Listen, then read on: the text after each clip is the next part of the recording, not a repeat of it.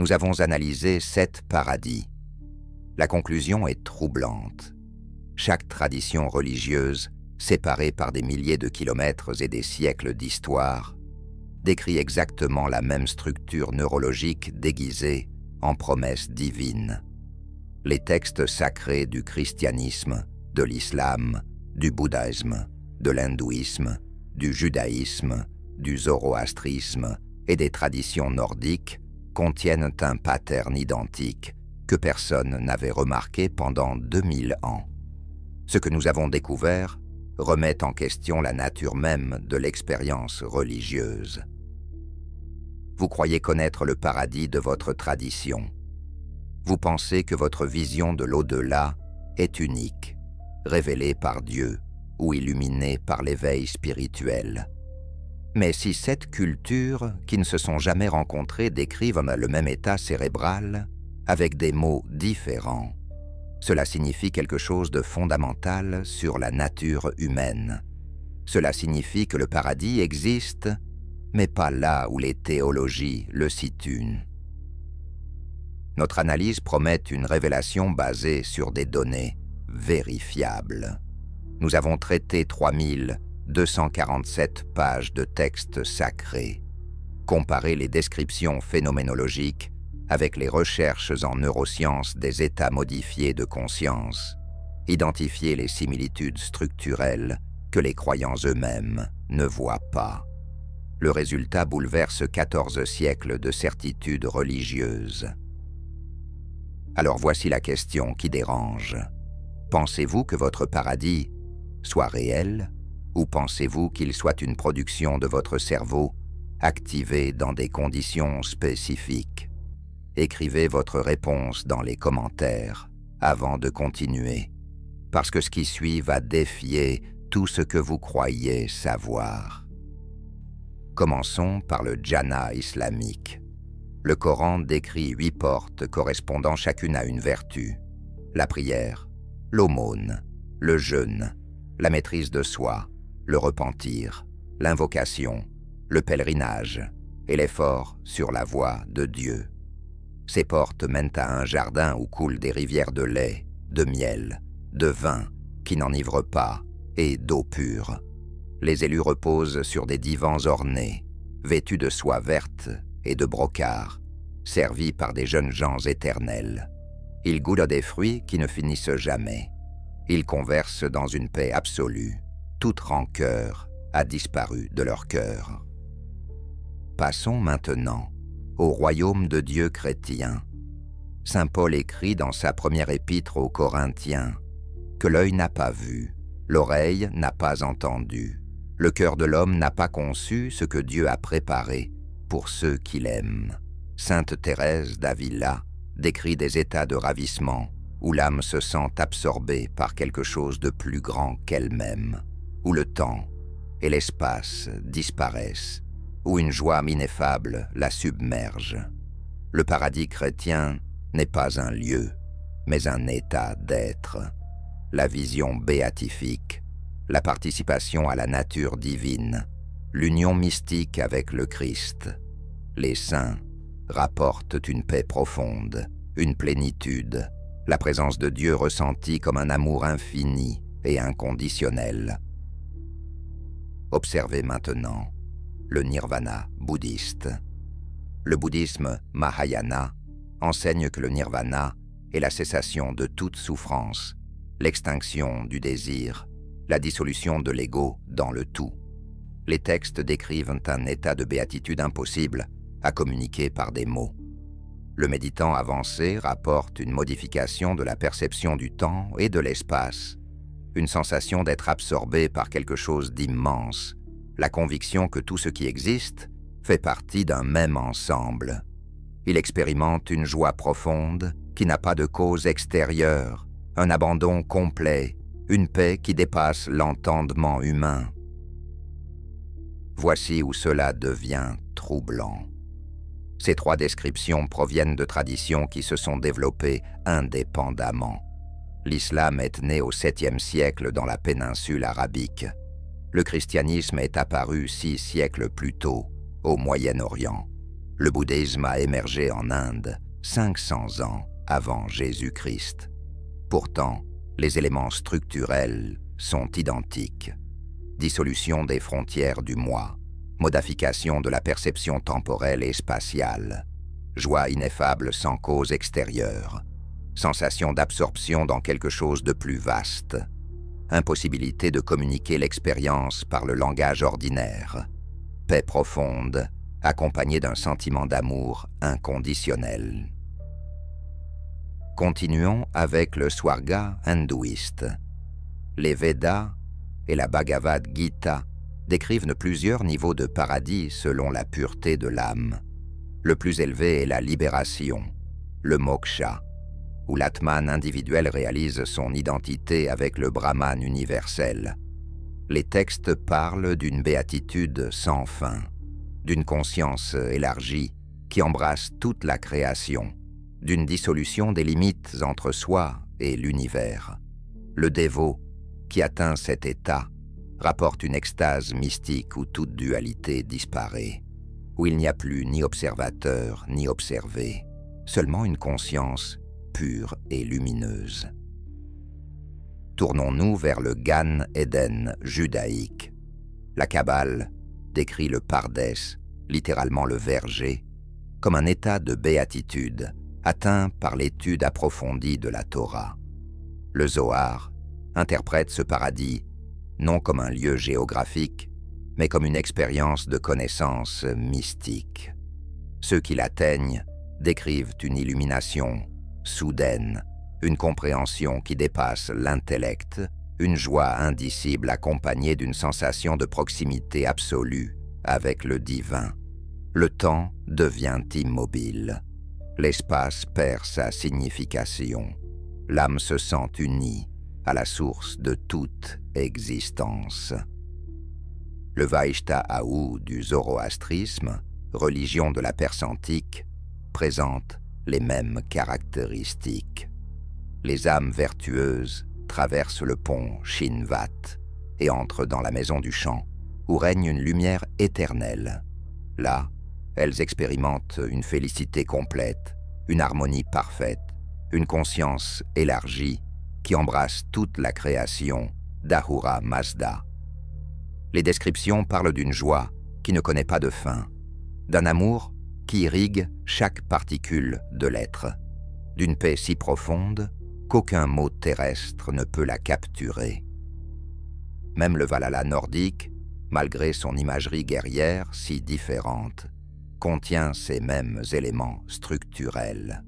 Les guerriers tombés au combat festoient dans la grande salle d'Odin, mais les sagas décrivent aussi des moments où le héros ressent une extase au combat, où le temps ralentit, où il ne fait plus qu'un avec son destin, où une joie féroce mais indicible l'envahit.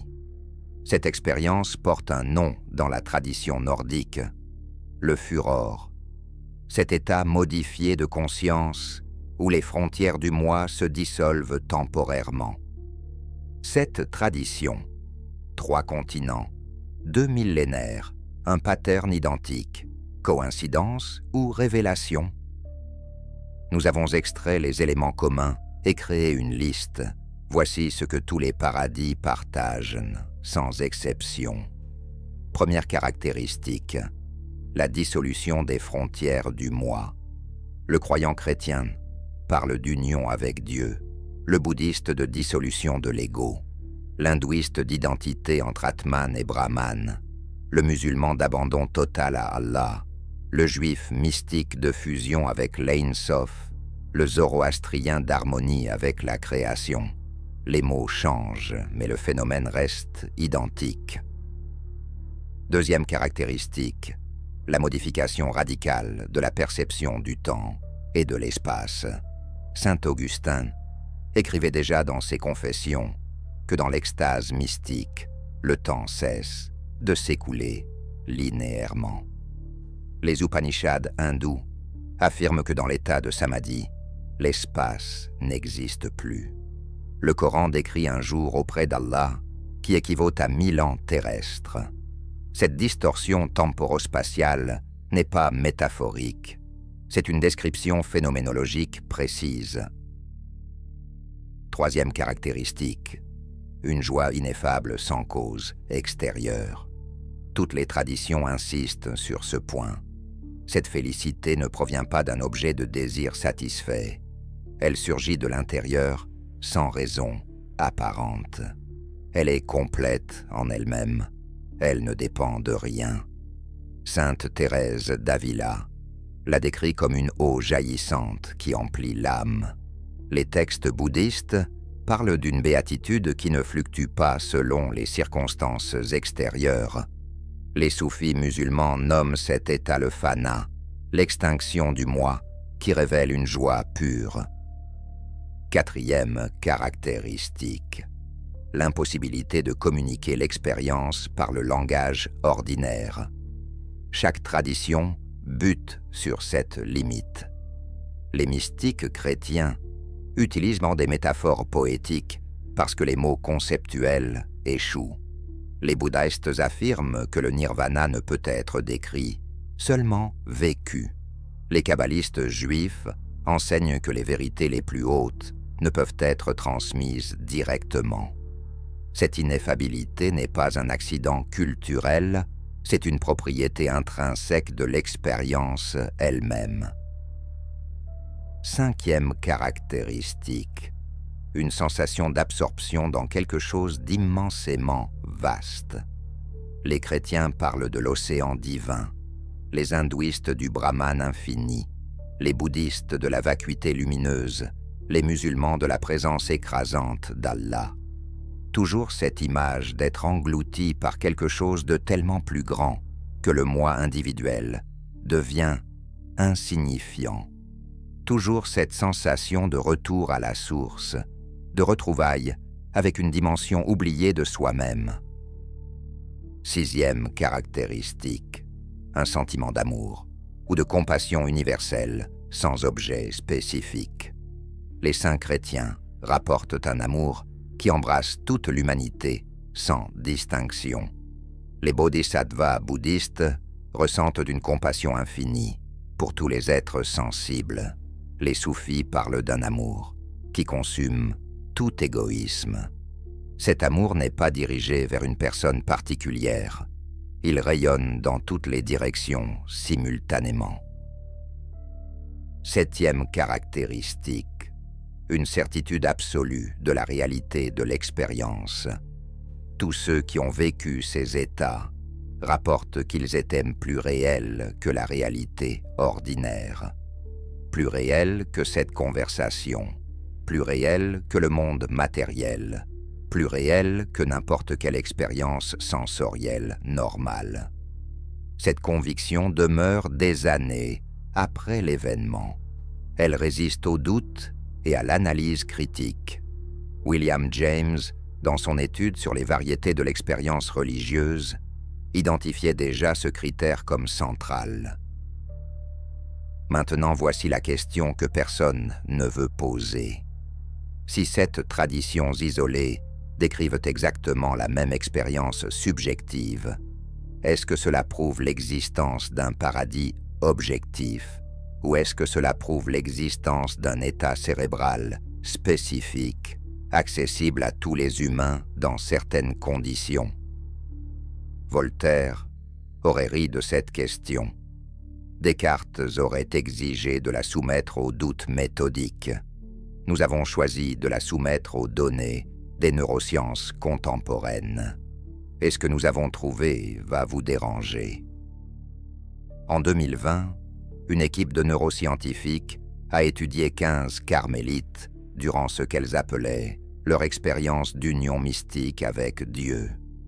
Les participantes ont atteint un niveau d'intensité moyenne de 3 sur 5.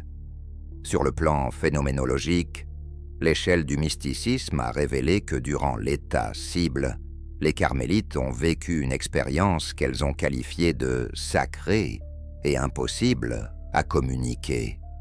Cette expérience était accompagnée d'une joie profonde. Durant cette expérience, les participantes ont eu l'impression d'être absorbées par quelque chose de plus grand. Elles ont rapporté avoir perçu que tout ce qui existe en ce monde fait partie d'un même ensemble. Elles ont expérimenté une modification de la perception du temps et de l'espace, ainsi que de l'imagerie mentale visuelle. Plusieurs ont ressenti une paix profonde, une plénitude, la présence de Dieu, l'amour infini et inconditionnel de Dieu, ainsi qu'un abandon à Dieu. Reconnaissance troublante. Chaque élément de cette description correspond exactement aux 7 caractéristiques que nous avons extraites des textes sacrés. Maintenant vient la partie qui change tout. Sur le plan neuroélectrique, l'état cible était associé à significativement plus d'activité θ que l'état de référence et l'état de repos. Ces ondes θ étaient localisées dans le cortex préfrontal médian, le cortex singulaire antérieur, le cortex insulaire, les cortex temporaux inférieurs et moyens, ainsi que les lobules pariétaux inférieurs et supérieurs dans l'hémisphère droit. En d'autres termes, l'expérience mystique possède une signature cérébrale mesurable, reproductible, identifiable. D'autres recherches ont confirmé ce pattern. Aftanas et Golosheikin ont montré qu'un état méditatif béatifique chez des pratiquants bouddhistes activait exactement les mêmes régions cérébrales. Les méditants tibétains experts, étudiés à l'université du Wisconsin, présentaient des augmentations spectaculaires des ondes gamma dans les mêmes zones lors de leurs états de compassion universelle.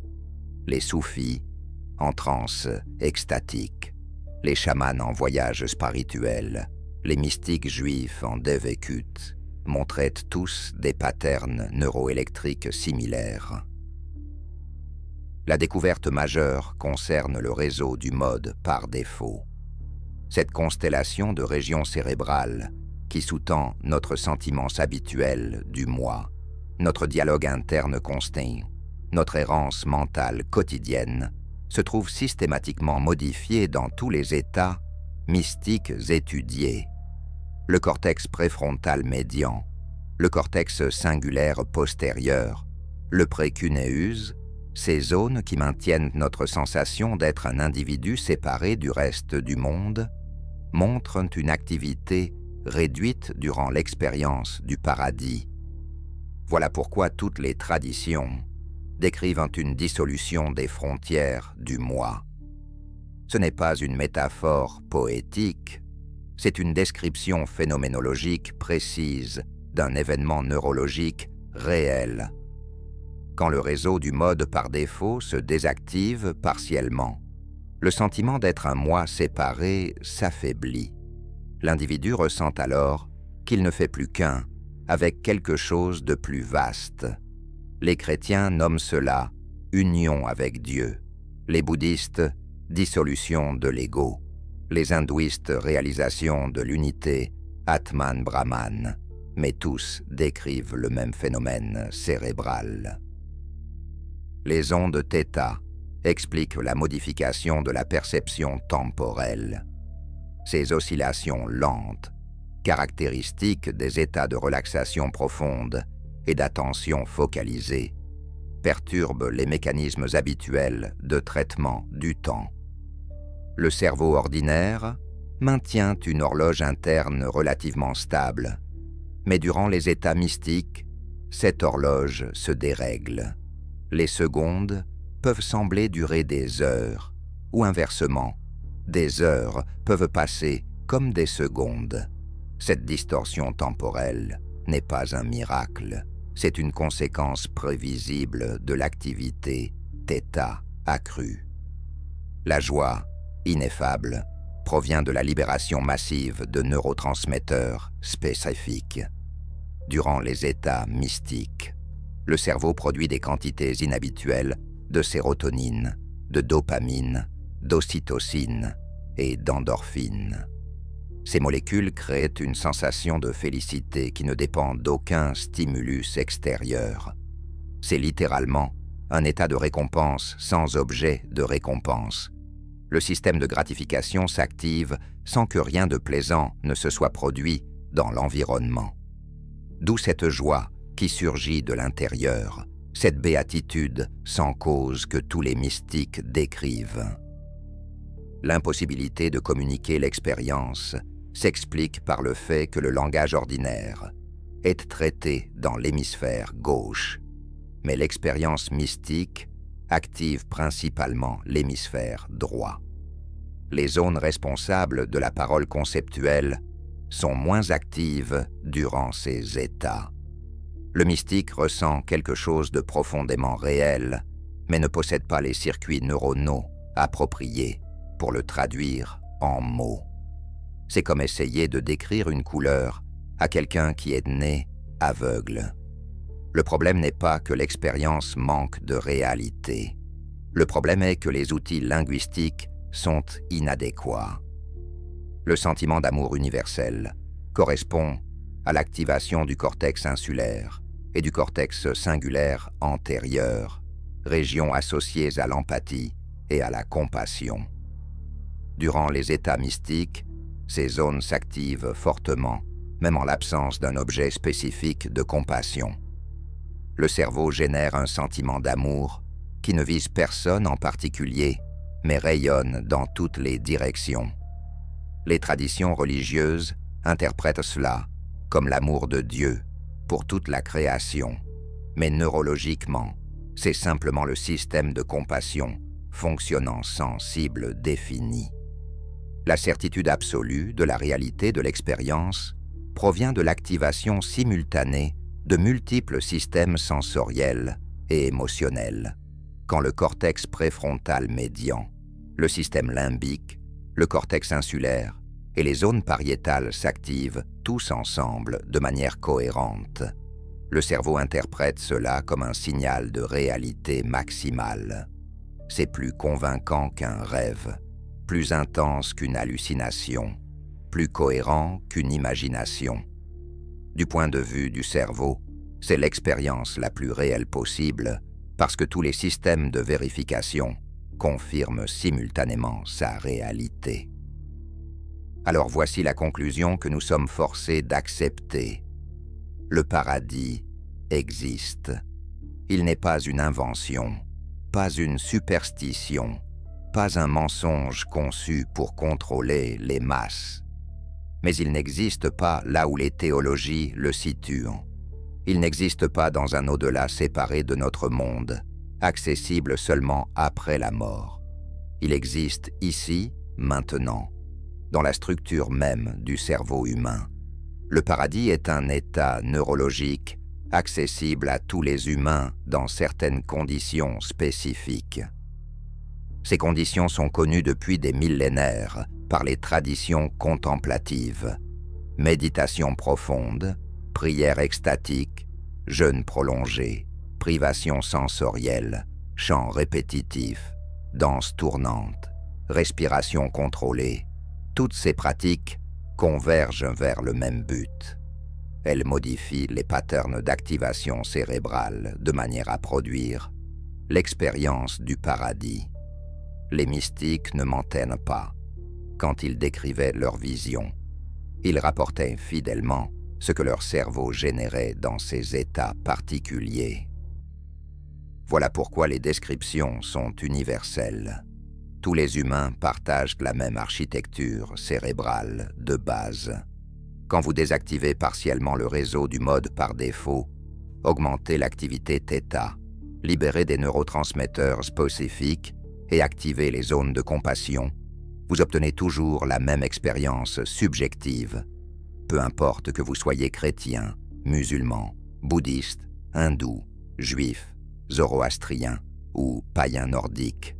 Peu importe votre culture, votre langue, votre époque historique.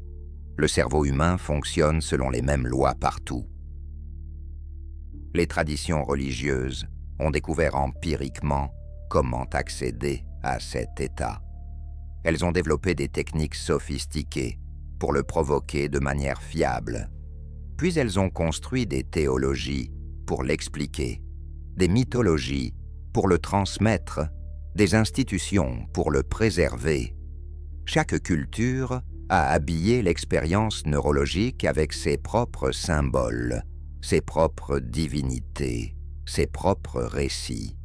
Mais sous les vêtements culturels, le corps biologique reste identique. Cela ne diminue pas la valeur de l'expérience. Comprendre que l'amour romantique provient de l'ocytocine et de la dopamine ne rend pas l'amour moins réel ou moins précieux. Savoir que la musique active le système de récompense ne rend pas la musique moins belle. De même, comprendre que le paradis est un état cérébral ne le rend pas moins transcendant pour ceux qui le vivent. La carte n'est pas le territoire, la neurologie n'est pas l'expérience elle-même. Mais cela change radicalement notre compréhension de ce que sont les religions. Elles ne sont pas des révélations venues d'un au-delà surnaturel. Elles sont des cartographies sophistiquées de la géographie intérieure du cerveau humain. Les textes sacrés ne décrivent pas un monde extérieur inaccessible, ils décrivent des états intérieurs accessibles. Le paradis n'est pas une promesse pour après la mort, c'est une possibilité pour maintenant. Les saints et les mystiques n'ont pas eu accès à une dimension différente de la réalité. Ils ont eu accès à une dimension différente de leur propre conscience. Voici ce que cela signifie concrètement.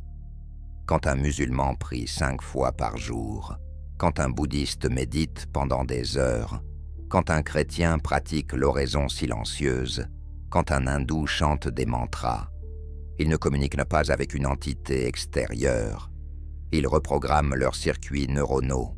Ils s'entraînent à accéder à cet état particulier où le réseau du mode par défaut se désactive, où les ondes θ augmentent, où la félicité surgit de l'intérieur.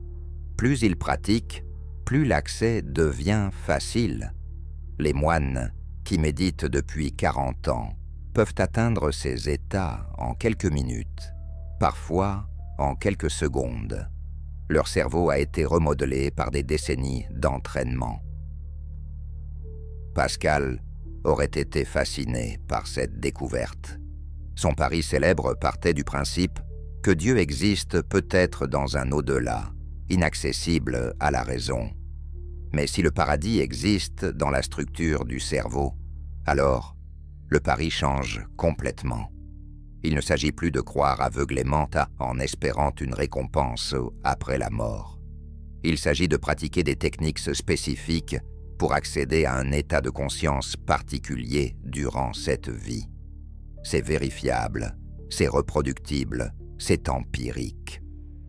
Sartre affirmait que l'existence précède l'essence, que nous sommes condamnés à être libres, que nous devons créer notre propre sens dans un univers absurde.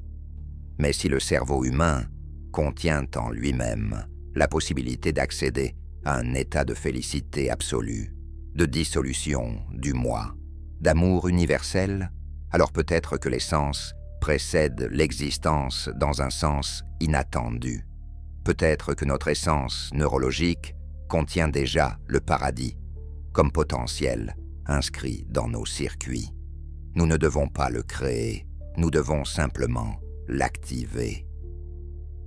Camus écrivait que nous devons imaginer Sisyphe heureux, que face à l'absurde de l'existence, la seule réponse digne est l'acceptation lucide. Mais peut-être que Sisyphe pourrait être véritablement heureux s'il découvrait comment désactiver son réseau du mode par défaut pendant qu'il pousse son rocher. Peut-être que la clé du bonheur n'est pas philosophique, mais neurologique. Peut-être que toute la tradition existentialiste française a cherché dans les concepts ce qui se trouvait dans les neurones. Les implications sont vertigineuses. Si le paradis est un état cérébral accessible maintenant, alors toute la structure des religions organisées repose sur un malentendu fondamental.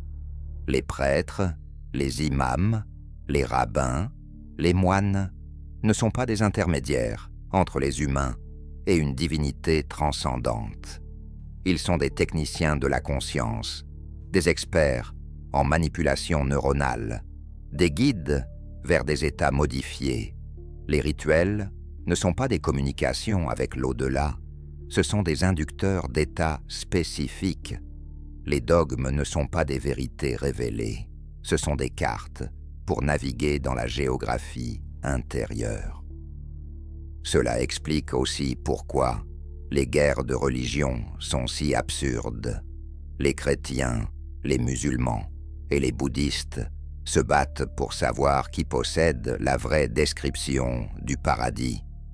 Mais ils décrivent tous le même état neurologique avec des métaphores différentes. C'est comme si des gens se battaient pour savoir si l'eau doit être appelée water, agua ou mizu. Le référent est identique, seul le signifiant change. Vous ne pouvez pas avoir raison ou tort sur le nom que vous donnez à une expérience universelle. Mais il y a quelque chose de plus troublant encore. Si toutes les traditions décrivent le même état cérébral, pourquoi leurs théologies sont-elles si différentes? Pourquoi le christianisme affirme-t-il l'existence d'un Dieu personnel trinitaire, alors que le bouddhisme rejette l'idée même d'un créateur divin? Pourquoi l'islam insiste-t-il sur l'unicité absolue d'Allah, alors que l'hindouisme propose des milliers de divinités? Pourquoi ces contradictions théologiques majeures si l'expérience de base est identique? La réponse est que l'expérience brute est préconceptuelle. Quand le réseau du mode par défaut se désactive, quand les frontières du moi se dissolvent, le cerveau vit quelque chose qui précède le langage et la pensée conceptuelle. C'est une sensation pure, une expérience directe sans interprétation. Mais dès que l'expérience se termine, dès que le réseau du mode par défaut se réactive, l'intellect intervient pour donner un sens à ce qui vient de se passer. Et là, la culture prend le dessus. Un chrétien du XIIIe siècle qui vit cette dissolution du moi va naturellement l'interpréter comme une union avec le Christ.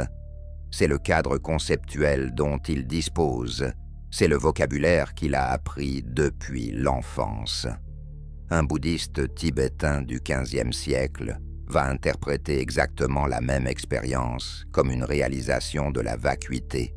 Un soufi persan du Xe siècle va y voir le fana, l'extinction dans Allah. Un mystique juif du XVIe siècle va parler de devekut, d'attachement à Ein Sof. Même expérience neurologique, interprétation culturelle radicalement différente. C'est exactement ce que les neurosciences prédiraient. Le cerveau génère des sensations, puis l'intellect culturellement conditionné leur donne du sens. Vous ne pouvez pas vivre une expérience pure sans interprétation. C'est neurologiquement impossible. Dès que quelque chose entre dans la conscience, les systèmes d'interprétation s'activent automatiquement. Ces systèmes utilisent les concepts disponibles dans votre mémoire, qui ont été façonnés par votre éducation, votre culture, votre langue, d'où la diversité des théologies malgré l'uniformité des expériences. Regardez maintenant ce qui se passe quand des gens modernes, élevés hors de toute tradition religieuse, vivent ces états modifiés de conscience.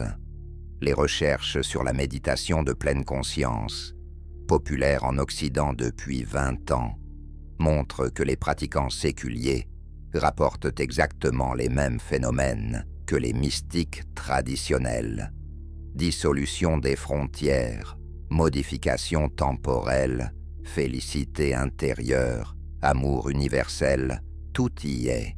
Mais au lieu d'interpréter cela comme une union avec Dieu ou une réalisation du nirvana, il parle de connexion avec l'univers, de conscience élargie, de présence pure. Le vocabulaire change, l'expérience reste identique. Certains scientifiques, eux-mêmes, après avoir vécu ces états durant des expériences contrôlées, témoignent d'une transformation profonde de leur vision du monde. Ils n'adoptent pas une religion particulière, mais ils cessent d'être des matérialistes réductionnistes. Ils reconnaissent qu'il existe des dimensions de la conscience humaine que la science ordinaire n'avait pas cartographiées.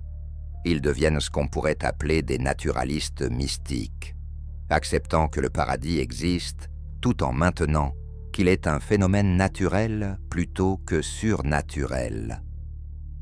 Voilà où notre analyse nous mène. Le paradis est réel, mais naturel. Il est accessible, mais terrestre. Il est transcendant, mais cérébral. Les 7 traditions que nous avons étudiées ont toutes découvert, empiriquement, comment y accéder. Elles ont développé des cartes sophistiquées, des techniques éprouvées, des avertissements sur les dangers du chemin. Ces cartes utilisent des symboles différents, mais pointent vers le même territoire neurologique. Cela ne résout pas toutes les questions. Si le paradis est un état cérébral accessible maintenant, qu'arrive-t-il après la mort? Les mystiques affirment que leur expérience leur donne une certitude sur l'immortalité de l'âme, mais cette certitude pourrait être simplement une conséquence de l'état lui-même. Quand le réseau du mode par défaut se désactive, le sentiment d'être un moi mortel disparaît temporairement. Dans cet état, la mort semble impossible parce que le moi lui-même semble illusoire. Mais est-ce une véritable connaissance de l'immortalité ou simplement un artefact neurologique? Les traditions affirment qu'elles connaissent la réponse. Le christianisme promet la résurrection des corps. L'islam garantit la vie éternelle au jannah. Le bouddhisme enseigne la réincarnation jusqu'à l'éveil final. L'hindouisme décrit des cycles cosmiques infinis. Mais toutes ces affirmations sont-elles des connaissances ou des spéculations? Sont-elles des révélations ou des extrapolations à partir d'une expérience qui ne concerne que cette vie? Notre analyse ne peut pas répondre à cette question. Les neurosciences étudient les cerveaux vivants, pas ce qui arrive après leur mort. Les enregistrements EEG s'arrêtent quand l'activité cérébrale cesse. Nous pouvons cartographier le paradis des vivants, mais le paradis des morts reste inaccessible à nos instruments. Peut-être y a-t-il une continuation de la conscience après la mort. Peut-être que la dissolution du moi vécu dans les états mystiques est un avant-goût d'une dissolution finale et permanente. Ou peut-être que la mort est simplement la fin de toute expérience. Les données actuelles ne permettent pas de trancher. Mais voici ce que nous savons avec certitude. Vous n'avez pas besoin d'attendre la mort pour accéder au paradis. Il est disponible maintenant, dans cette vie, pour quiconque est prêt à faire le travail neurologique nécessaire. Les traditions contemplatives ont préservé les techniques pendant des millénaires. Méditation, prière, jeûne, chant, danse, respiration. Toutes ces méthodes fonctionnent parce qu'elles modifient votre biologie cérébrale de manière prévisible. La science moderne commence à redécouvrir ce que les mystiques savaient intuitivement. Les hôpitaux utilisent maintenant la méditation pour traiter la dépression. Les études montrent que 8 semaines de pratique quotidienne peuvent restructurer significativement le cerveau. Les psychologues intègrent des techniques contemplatives dans leur thérapie. La psychiatrie expérimente avec des substances qui induisent des états mystiques contrôlés pour traiter le stress post-traumatique. Nous réapprenons lentement à naviguer dans notre propre géographie intérieure. Les implications pour la laïcité française sont fascinantes. La séparation de l'Église et de l'État repose sur l'idée que la religion est une affaire privée concernant des croyances invérifiables. Mais si les religions sont essentiellement des technologies de la conscience, alors peut-être qu'elles devraient être évaluées sur leur efficacité pratique plutôt que sur la vérité de leur doctrine.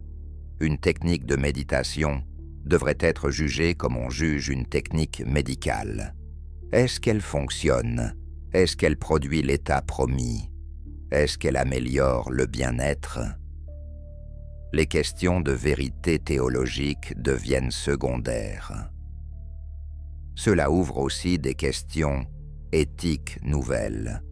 Si nous pouvons accéder au paradis par des moyens neurologiques, devrions-nous développer des technologies pour faciliter cet accès?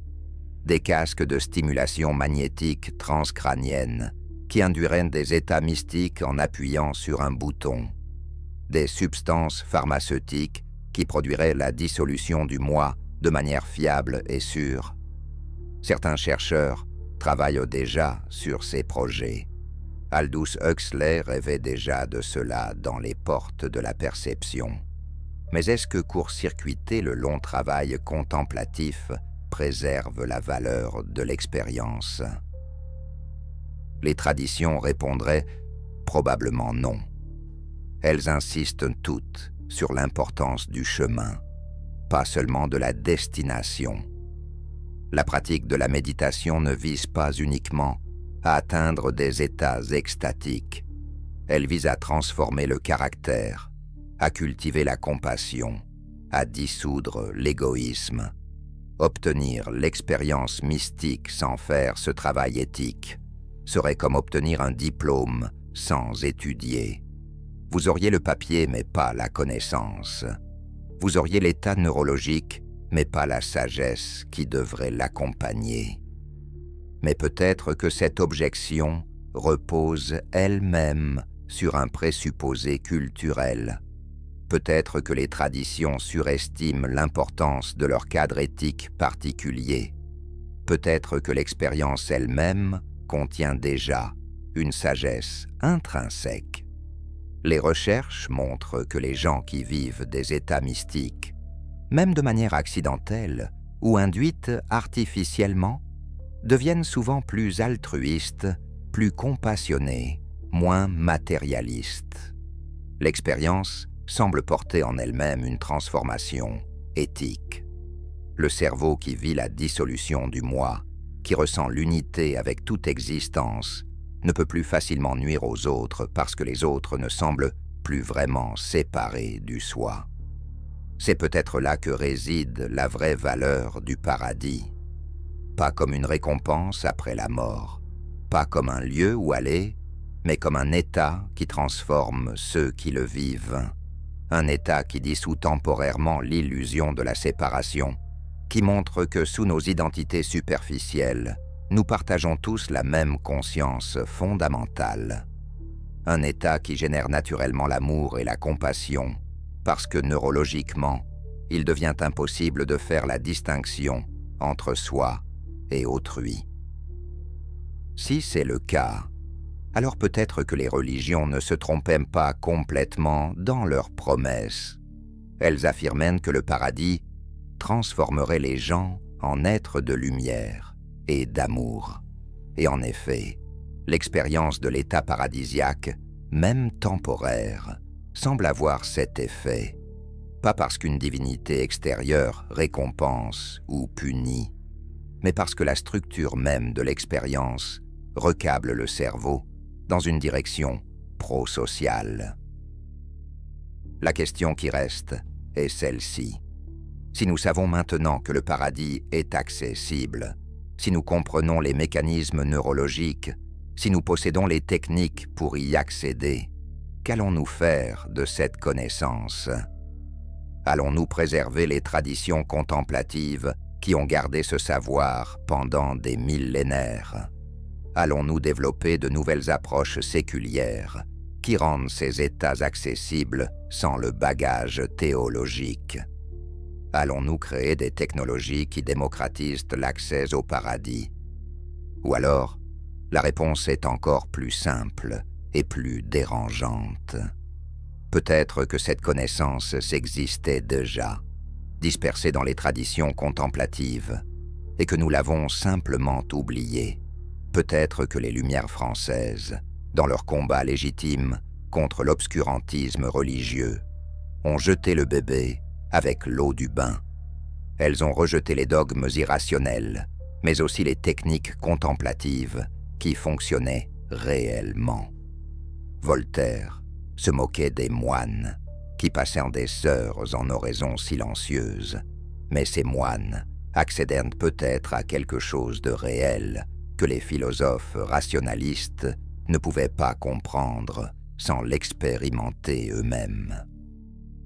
Descartes méditait, certes, mais ses méditations étaient intellectuelles, pas contemplatives. Il cherchait la vérité par le doute méthodique et la déduction logique. Il n'a jamais exploré les états où la pensée conceptuelle se dissout, où le doute lui-même devient impossible parce que le penseur a disparu. Sa célèbre formule « je pense, donc je suis présuppose », un moi stable qui pense. Mais l'expérience mystique révèle que ce moi est une construction temporaire, que la pensée peut cesser, tandis que la conscience continue, que l'être précède le je. Descartes a fondé la philosophie moderne sur une expérience qu'il n'a jamais questionnée. Les mystiques chrétiens français connaissaient cette autre dimension. Sainte Thérèse d'Avila, bien qu'espagnole, était lue en France. Saint Jean de la Croix décrivait la nuit obscure de l'âme, cet état où toutes les certitudes intellectuelles s'effondrent avant l'émergence d'une connaissance d'un autre ordre. François de Sales enseignait l'oraison de simples regards, une forme de méditation contemplative proche des pratiques orientales. Ces traditions existaient en France, mais elles ont été marginalisées par le triomphe du rationalisme cartésien. Nous avons choisi le cogito et abandonné l'extase. Aujourd'hui, les neurosciences nous forcent à reconsidérer ce choix. Elles démontrent que les mystiques ne délirèrent pas, qu'ils exploraient des territoires réels de la conscience humaine. Ces territoires ne sont pas surnaturels, mais ils ne sont pas non plus accessibles par la raison discursive seule. Vous ne pouvez pas penser votre chemin vers la dissolution du moi. Vous devez la vivre. C'est comme apprendre à nager. La théorie ne suffit pas. Il faut entrer dans l'eau. Les implications pratiques sont immenses. Si le paradis est accessible par des techniques spécifiques, alors nous devrions enseigner ces techniques, pas comme religion, pas comme spiritualité New Age, mais comme hygiène mentale de base, de la même manière que nous enseignons aux enfants comment se brosser les dents pour préserver leur santé physique. Nous devrions leur enseigner comment accéder à des états de conscience élargis pour préserver leur santé mentale. Certaines écoles en Scandinavie ont déjà intégré la méditation de pleine conscience dans leur curriculum. Les résultats montrent une diminution du stress, une amélioration de l'attention, une augmentation de l'empathie. Mais nous devons être prudents. Toutes les traditions contemplatives insistent sur la nécessité d'un guide expérimenté. Accéder à des états où le moi se dissout peut être désorienté, parfois terrifiant. Le bouddhisme tibétain parle de makyo, ces illusions qui surgissent durant la méditation. Saint Jean de la Croix avertissait contre les visions qui peuvent égarer le pratiquant. Les mystiques musulmans mettaient en garde contre le fana sans guidance appropriée. Ces avertissements ne sont pas des superstitions, ils reflètent des dangers neurologiques réels. Quand le réseau du mode, par défaut, se désactive trop brutalement ou trop complètement, l'individu peut perdre son ancrage dans la réalité consensuelle. Il peut développer ce que la psychiatrie nomme des épisodes psychotiques, des états où la frontière entre soi et le monde s'effondre de manière chaotique plutôt que paisible. La différence entre expérience mystique et psychose est parfois ténue. Les deux impliquent une altération du sens du moi, une perception modifiée de la réalité, parfois des visions ou des voix. Mais l'expérience mystique est intégrative, tandis que la psychose est désintégrative. L'une mène à plus de cohérence intérieure, l'autre à la fragmentation. C'est pourquoi les traditions insistent sur la préparation, la progression graduelle, l'accompagnement. Un moine zen médite sous la supervision d'un maître pendant des années avant d'atteindre le satori. Un soufi progresse à travers des étapes définies sous la guidance d'un cheikh. Un mystique chrétien est soutenu par une communauté et un directeur spirituel. Ces structures ne sont pas des accidents culturels, elles sont des garde-fous nécessaires. Elles permettent au cerveau de s'adapter progressivement aux états modifiés sans se déstabiliser complètement. La recherche contemporaine sur les substances psychédéliques confirme cette nécessité. La psilocybine, le principal composé des champignons hallucinogènes, produit des expériences mystiques indiscernables de celles rapportées par les contemplatifs traditionnels. Les participants décrivent exactement les mêmes phénomènes.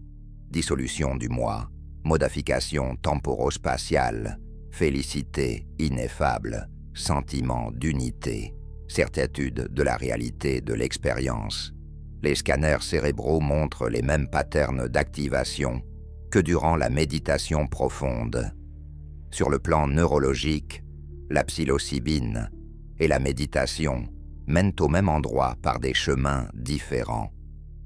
Des études menées à l'Imperial College de Londres et à l'université Johns Hopkins ont démontré que l'administration de psilocybine dans un cadre thérapeutique contrôlé peut traiter efficacement la dépression résistante, l'anxiété liée au cancer en phase terminale, les addictions. L'élément prédictif du succès thérapeutique n'est pas la dose de substance, mais l'intensité de l'expérience mystique vécue durant la session. Plus le participant rapporte avoir vécu une dissolution profonde du moi, une connexion avec quelque chose de plus vaste, une transformation de sa compréhension de la vie, plus les effets thérapeutiques sont durables. 6 mois après une seule session, 80% des participants montrent encore une amélioration significative. Voilà qui est fascinant. Une substance chimique qui modifie temporairement l'activité cérébrale peut produire exactement la même transformation intérieure que 20 ans de méditation quotidienne. Cela suggère que l'effet thérapeutique ne provient pas de la croyance religieuse, de la foi en Dieu ou de l'adhésion à une tradition particulière. Il provient de l'expérience neurologique elle-même. Le cerveau qui vit la dissolution du moi, qui ressent l'unité avec l'existence, qui expérimente l'amour inconditionnel, se recable de manière à devenir moins anxieux, moins déprimé, moins égocentrique. L'effet est biologique autant que psychologique. Mais ces recherches soulèvent des questions éthiques complexes. Si nous pouvons induire le paradis avec une pilule, devrions-nous le faire ? Les traditions contemplatives répondraient probablement non. Elles affirment que le chemin importe autant que la destination, que la transformation du caractère nécessite des années de pratique et de discipline. Obtenir l'expérience sans faire le travail serait comme voler le trésor sans affronter le dragon. Vous auriez l'or, mais pas le courage que le voyage forge. Pourtant, l'argument n'est pas entièrement convaincant. Si quelqu'un souffre de dépression sévère, devrait-il méditer pendant 10 ans en espérant un soulagement? Ou devrait-il prendre une substance qui procure le même bénéfice en 6 heures? D'un point de vue médical, la réponse semble évidente. Nous ne demandons pas aux diabétiques de guérir leur pancréas par la méditation. Nous leur donnons de l'insuline. Pourquoi traiter la santé mentale différemment de la santé physique? La contre-objection est que les psychédéliques ne guérissent pas. Ils catalysent. Sans intégration appropriée, sans changement dans la vie quotidienne, les bénéfices s'estompent. Les protocoles thérapeutiques incluent toujours de multiples séances de préparation avant l'expérience et de nombreuses séances d'intégration après. Les participants doivent faire sens de ce qu'ils ont vécu, traduire l'expérience ineffable en changements concrets de comportement, de relations, de valeurs. C'est ce travail d'intégration qui rend la transformation durable, pas l'expérience en elle-même. Les traditions contemplatives le savent depuis toujours. L'expérience mystique n'est pas un but en soi, c'est un catalyseur de transformation. Les moines bouddhistes ne méditent pas pour collectionner des expériences extatiques. Ils méditent pour cultiver la sagesse et la compassion. Les mystiques chrétiens ne cherchent pas l'union avec Dieu. Pour le plaisir de l'extase, ils cherchent à incarner l'amour divin dans leur vie quotidienne. Les soufis ne visent pas le fana pour jouir de la dissolution. Ils visent à devenir des instruments de la volonté divine dans le monde. L'expérience du paradis doit se traduire en action éthique, sinon elle reste stérile. Ceci résout partiellement le paradoxe entre mystique et éthique. L'expérience mystique semble asociale. Elle implique le retrait, l'intériorité, la dissolution du moi. Comment quelqu'un qui a transcendé le moi peut-il se soucier d'éthique qui concerne les relations entre moi et autrui? Mais les données montrent que l'expérience mystique, loin de détruire le souci éthique, l'intensifie.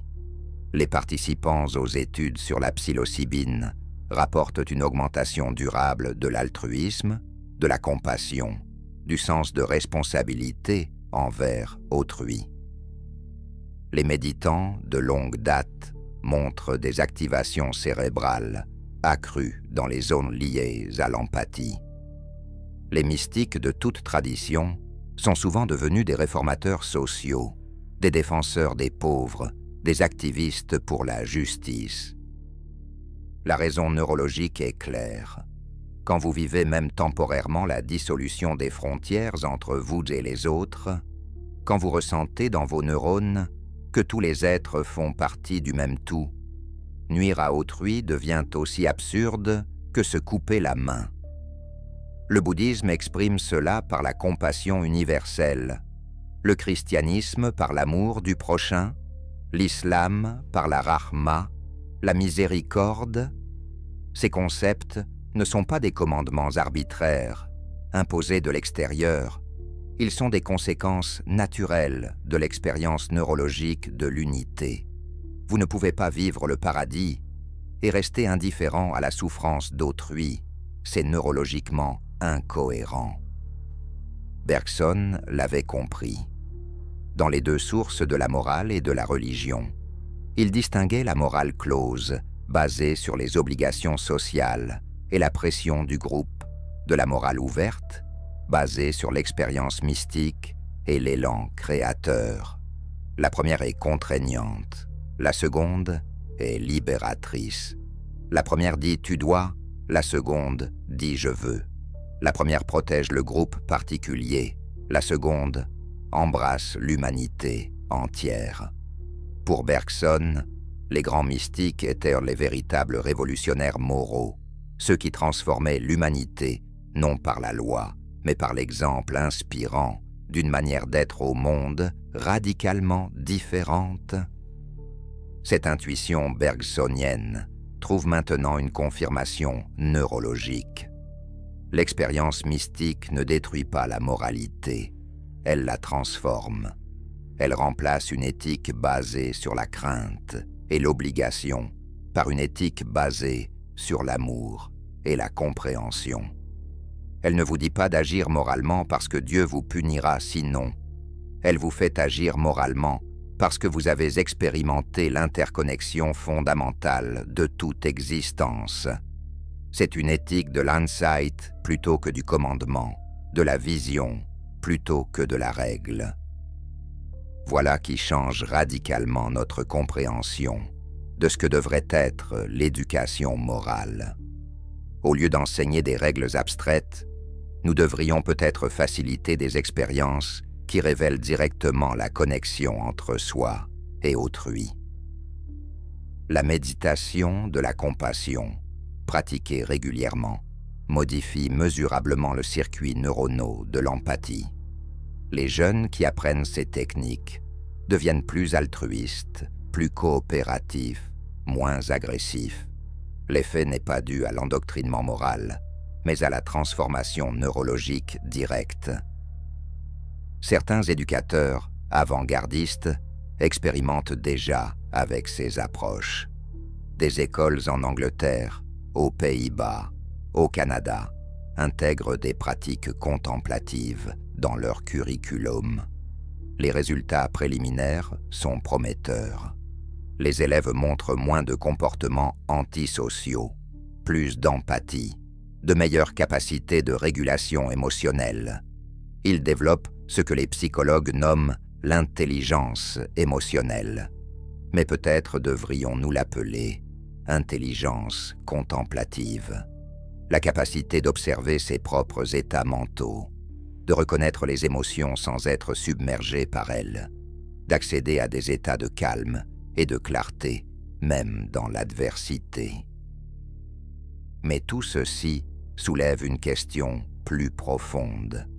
Si nous comprenons maintenant les mécanismes neurologiques du paradis, si nous pouvons l'induire par des techniques spécifiques, si nous savons qu'il transforme les gens de manière positive, pourquoi ne pas le rendre obligatoire?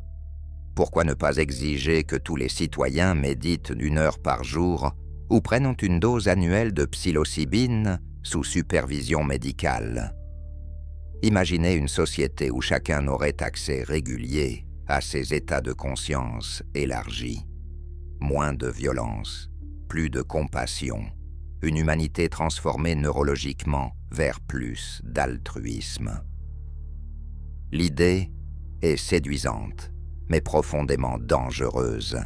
Elle rappelle les dystopies du XXe siècle qui voulaient créer l'homme nouveau par l'ingénierie sociale.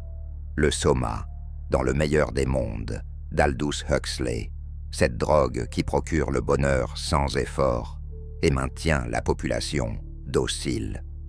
Huxley lui-même, après avoir expérimenté la mescaline, reconnaissait le potentiel totalitaire des substances qui modifient la conscience. Dans les mauvaises mains, elles pourraient devenir des outils de contrôle plutôt que de libération. La liberté de conscience implique aussi la liberté de ne pas accéder au paradis.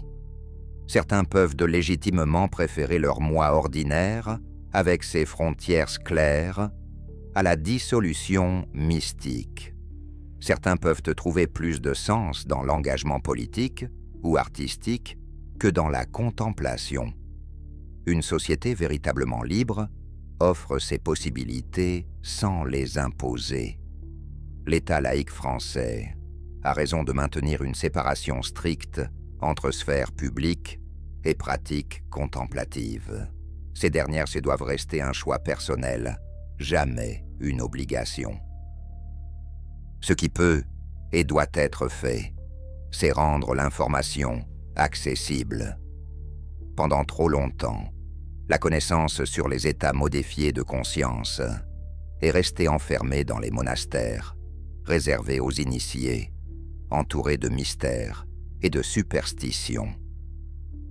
Les neurosciences contemporaines démystifient ces expériences sans les dévaloriser.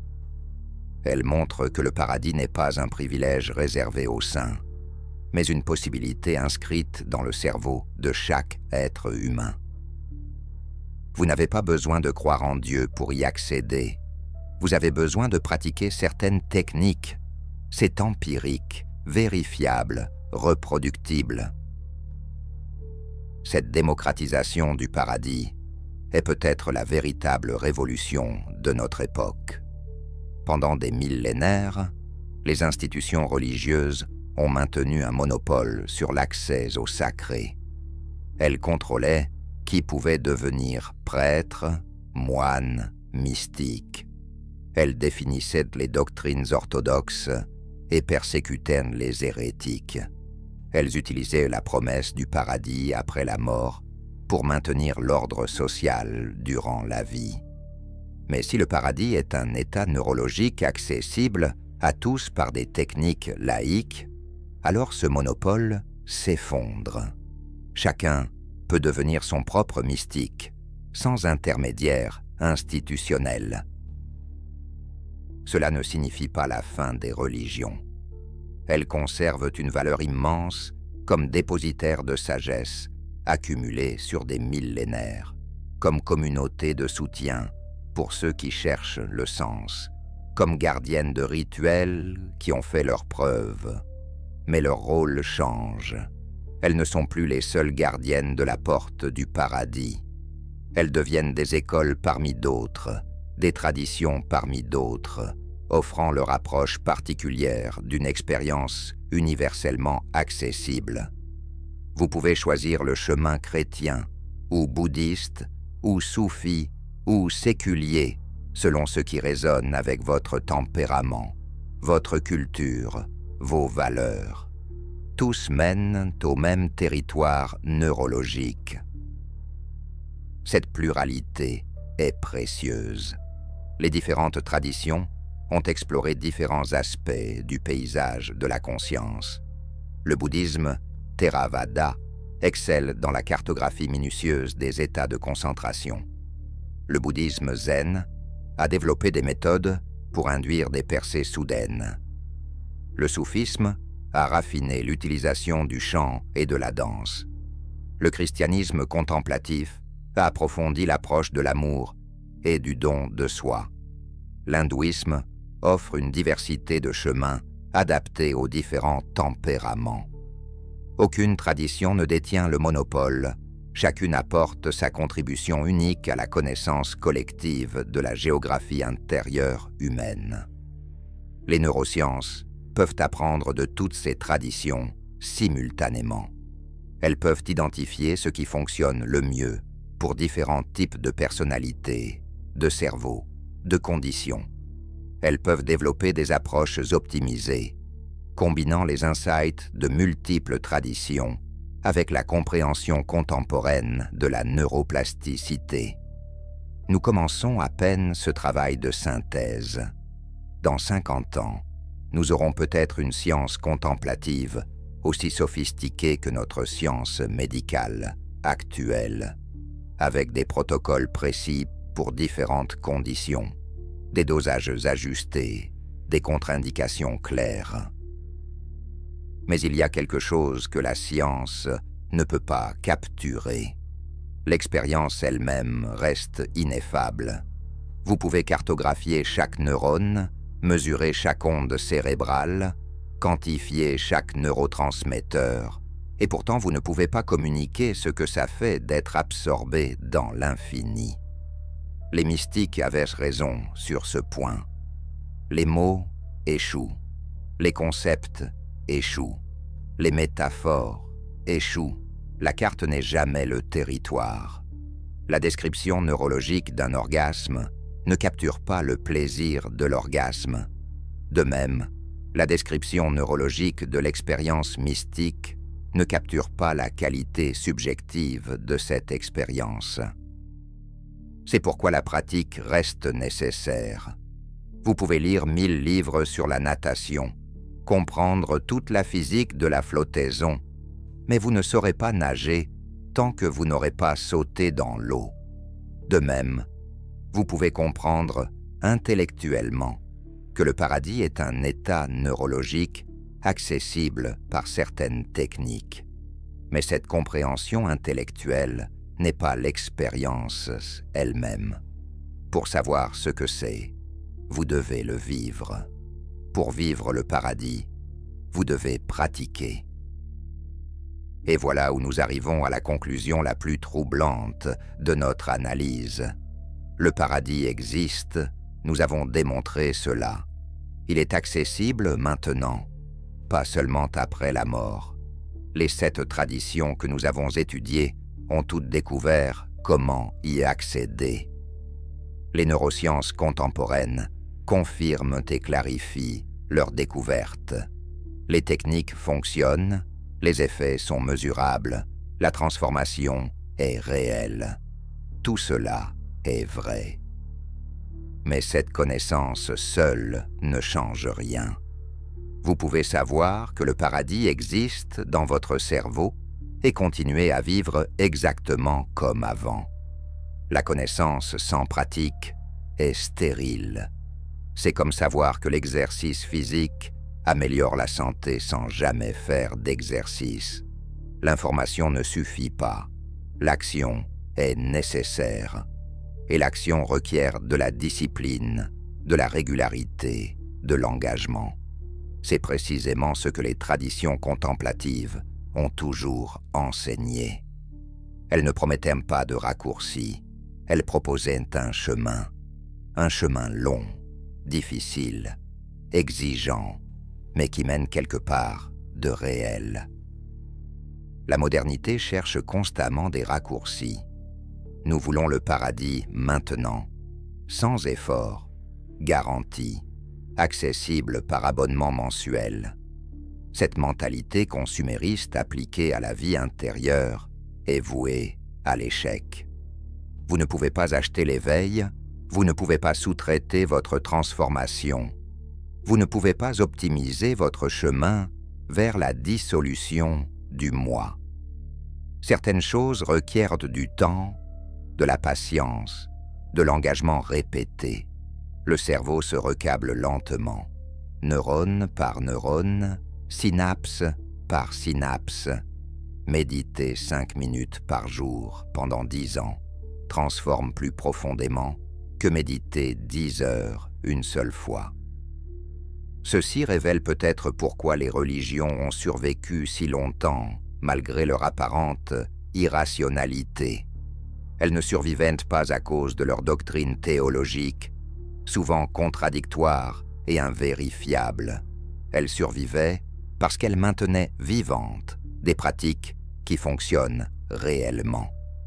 Priez 5 fois par jour, structure votre journée autour de moments de pause contemplative. Méditez quotidiennement, recable votre cerveau vers plus de présence. Jeûnez périodiquement, induit des états modifiés de conscience. Chanter ensemble crée une synchronisation neuronale entre les participants. Ces pratiques ont des effets biologiques mesurables. Les gens qui les font régulièrement vivent différemment, pensent différemment, ressentent différemment. Les institutions religieuses ont préservé ces pratiques pendant des millénaires, les ont transmises de génération en génération, les ont protégées contre l'oubli. Oui, elles les ont aussi entourées de dogmes discutables, de hiérarchies oppressives, de contradictions logiques. Mais sous la croûte institutionnelle, le noyau pratique demeurait intact. Maintenant que nous comprenons les mécanismes, nous pouvons extraire ce noyau, le libérer de ses enveloppes culturelles particulières, le rendre accessible à tous indépendamment de leurs croyances métaphysiques. C'est ce que font les mouvements de méditation séculière comme la pleine conscience. Ils prennent des techniques bouddhistes vieilles de 2500 ans, enlèvent le vocabulaire religieux, ajoutent une validation scientifique et les proposent dans les hôpitaux, les écoles, les entreprises. Certains puristes bouddhistes critiquent cette McDonaldisation de la méditation, cette réduction d'une voie spirituelle profonde à une technique de gestion du stress. Ils n'ont pas complètement tort.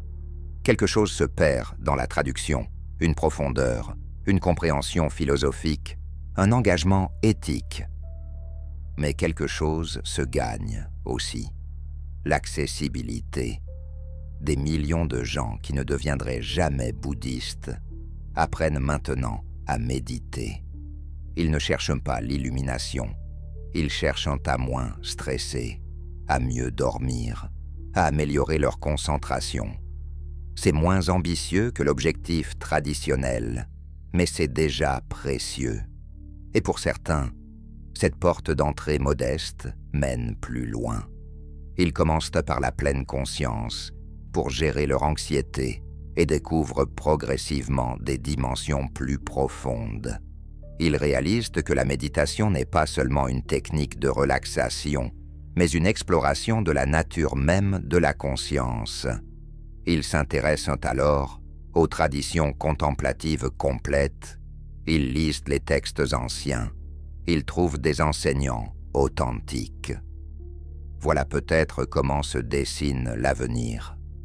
Ni le retour aux religions traditionnelles, telles qu'elles étaient, ni leur disparition complète, mais une transformation.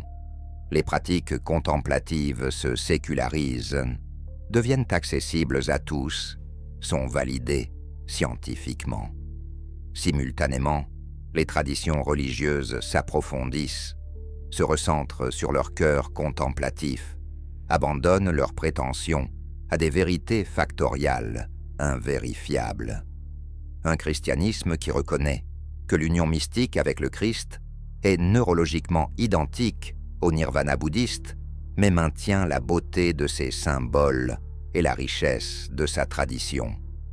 Un islam qui accepte que le jhana est un état cérébral, mais continue à trouver du sens dans les 5 prières quotidiennes. Un bouddhisme qui intègre les découvertes neuroscientifiques sans abandonner ses insights philosophiques millénaires. Cette synthèse est-elle possible? Peut-on être à la fois scientifiquement informé et spirituellement engagé? Peut-on reconnaître que le paradis est un état neurologique et continuer à le vivre comme sacré? Les données suggèrent que oui. Comprendre que l'amour romantique est médié par l'ocytocine ne rend pas l'amour moins précieux. Savoir que la musique active le système de récompense ne rend pas la musique moins belle. De même, comprendre les mécanismes neurologiques de l'expérience mystique ne la désenchante pas nécessairement.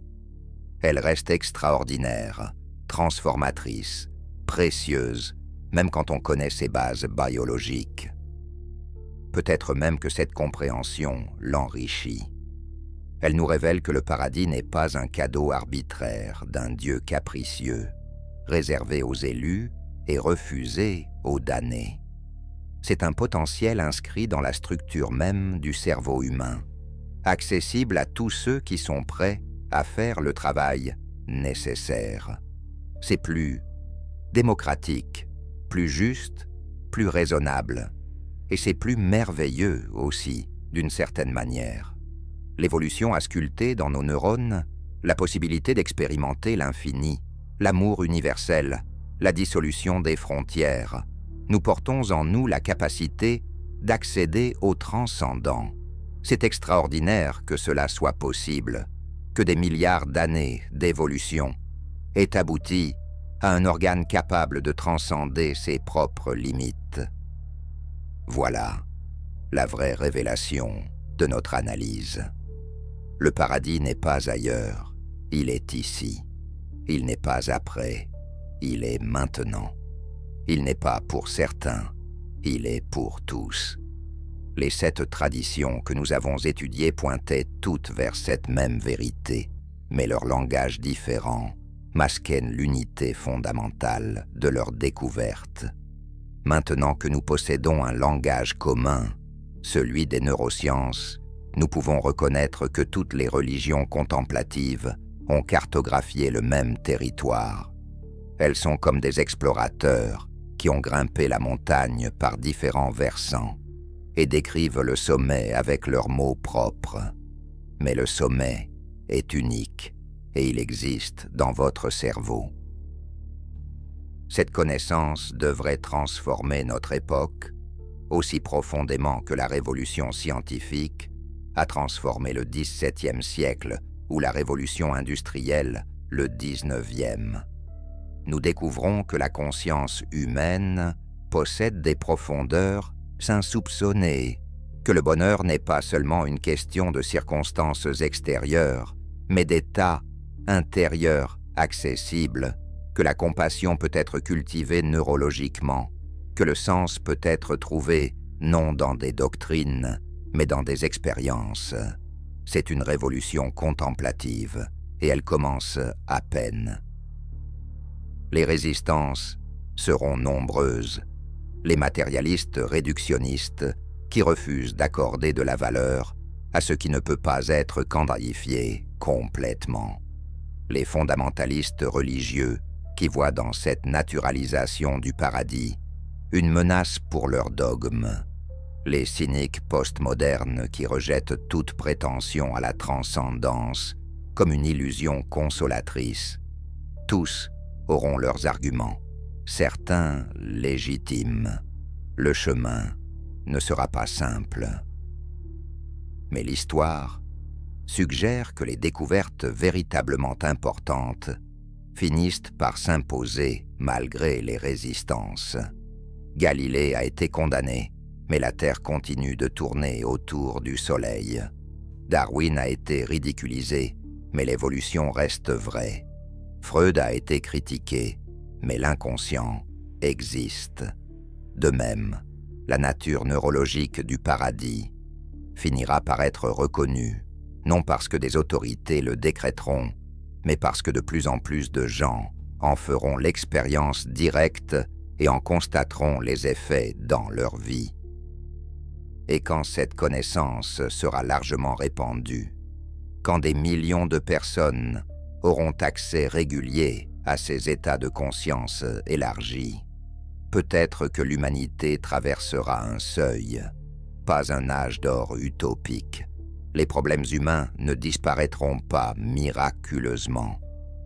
Mais une civilisation où la compassion serait cultivée aussi systématiquement que l'intellect, où la sagesse intérieure compléterait la connaissance extérieure, où le paradis serait reconnu comme accessible ici et maintenant. Ce serait une humanité différente, pas nécessairement meilleure en tout point, mais plus équilibrée, plus consciente d'elle-même, plus capable de faire face aux défis colossaux qui l'attendent. Voilà où notre analyse nous a menés. Nous sommes partis de 7 paradis apparemment différents, et nous avons découvert une seule expérience neurologique universelle. Nous avons compris que les religions ne sont pas des révélations surnaturelles, mais des cartographies sophistiquées de la géographie intérieure humaine. Nous avons réalisé que le sacré n'est pas ailleurs, mais ici, inscrit dans nos circuits neuronaux. Et nous avons reconnu que cette connaissance, loin de désenchanter le monde, ouvre des possibilités nouvelles pour l'épanouissement humain. La question qui reste est personnelle. Maintenant que vous savez que le paradis existe dans votre cerveau, que ferez-vous de cette connaissance? Resterez-vous dans votre conscience, ordinaire, confortable et familière? Ou explorerez-vous ces autres dimensions de vous-même que les mystiques ont cartographiées pendant des millénaires? C'est votre choix, et personne ne peut le faire à votre place. Mais sachez au moins que le choix existe, que la porte est là, qu'elle a toujours été là, attendant que vous la franchissiez.